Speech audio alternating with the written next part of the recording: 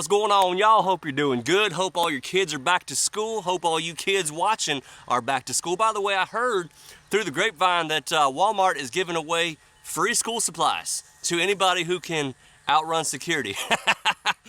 Which shouldn't be hard if you see the 380-pound guards that they got manning the doors these days. Good God. Anyway, I'm not the kind of friend that sends you cute dog reels on Instagram.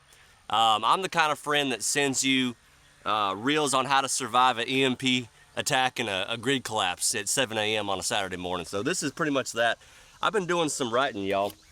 I used to type everything computer, and now I've just kind of switched to this because I tend to remember it more when I write it than when I type it. I don't know why. But this is just one of these off-the-cuff things that I want to, just talk to y'all about.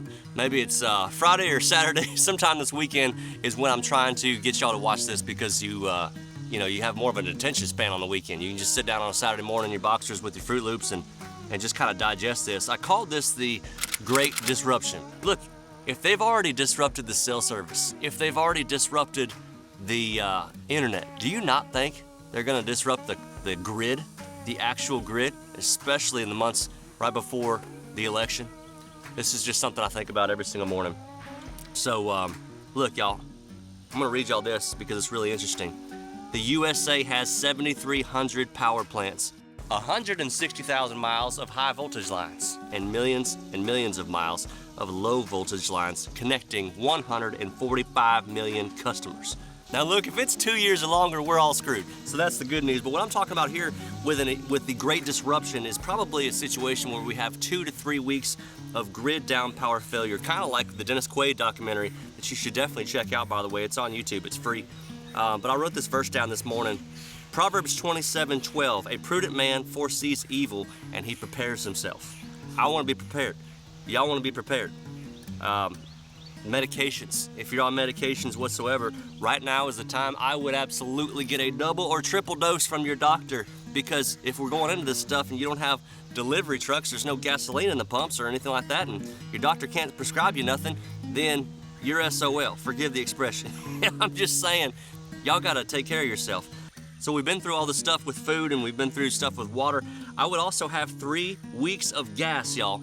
3 weeks of gas in your gas tanks, and rotate them whenever you need to. When it's been, I put a little stable in mine, and whenever I need some, I put some in my truck or my side-by-sides or whatever I'm using, and I rotate them to keep the gas fresh. But I'm gonna be doing that all the way through the election, you better believe it. Mom and Daddy, right down the road, okay? If I need to check on them, I need to be able to have a whole bunch of gas to be able to go back and forth. I need to be able to keep that generator running with the deep freezer and all my deer meat and all that kind of stuff. That's just stuff that you need to be thinking about. We don't stock gas. Yes, it's dangerous. Make sure you do it correctly. Look that stuff up and properly. But we need to be having enough gas to go 400 or 500 miles for a 3-week period. But I'm gonna read y'all this verse right here. Matthew 6:26. Look at the birds of the air. They do not sow or reap or stow away in barns, yet your heavenly Father feeds them. Are you not much more valuable than they? Can any one of you, by worrying, add 1 single hour to your life? He's gonna prepare. I don't know how God's gonna prepare for his people, but he's gonna prepare a way. You don't need to freak out. You don't need to fear. Bottom line. So that's the faith. That's where faith comes in, okay?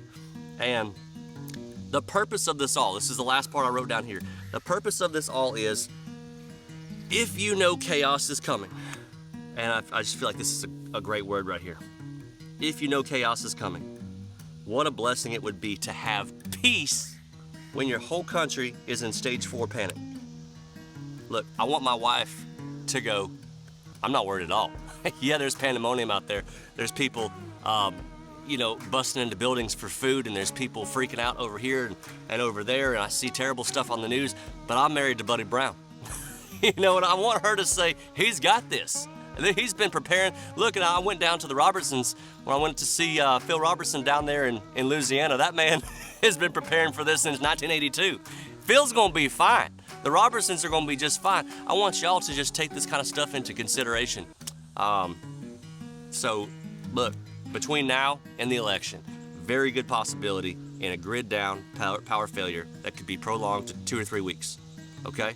A prudent man foresees evil and he prepares himself. Proverbs 27:12. Okay? Look at the birds of the air. God feeds them. They don't stow away. They don't do nothing. They don't even prepare. How much better off are we that we actually prepare? How much more valuable are we than the freaking birds? I mean, God bless the birds. No offense, y'all. You know what I'm saying? But he's gonna make a way for us. And medications, 3 weeks gas, and while you're in the middle of chaos, the assurity that when you're focused on him, you will have peace. That's all I want to tell you this Friday morning, this Saturday morning, Sunday morning, whenever you're watching this. I want that kind of peace. You want that kind of peace. All right? So let's go out and find it. Let's prepare and be prudent. That way we can just sit back and take care of others that need it when that time comes. God bless y'all. Have a great weekend.